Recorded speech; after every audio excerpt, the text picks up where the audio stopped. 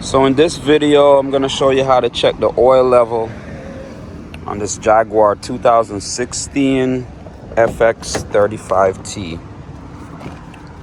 So we're going to pop the hood.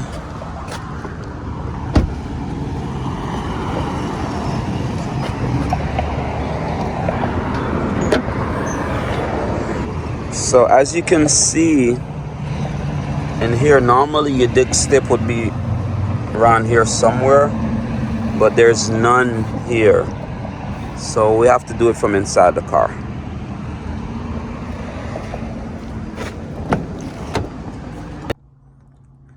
All right, so when you get in the car, you're gonna hit the start button. You're not gonna put your foot on the brakes because you're not trying to start the car, you're just trying to turn it on.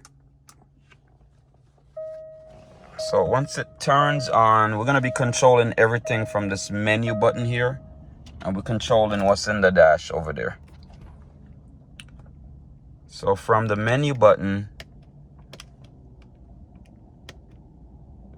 we want to get to the vehicle information center. So when you get to, you're gonna go down,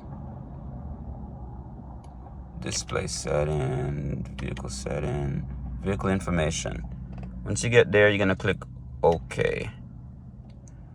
And then you're gonna go down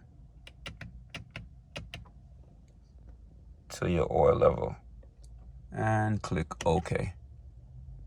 Now on this one, the reason why it says not available, because the car was running and so the oil is not leveled, so it's not gonna give you an accurate reading. So you wanna make the car sit a little before you actually try and do this. But if you wanna get like a quick view of how it look right now, where this can button is, you press that twice and look, it showed it. So you just press it twice and look, it popped up.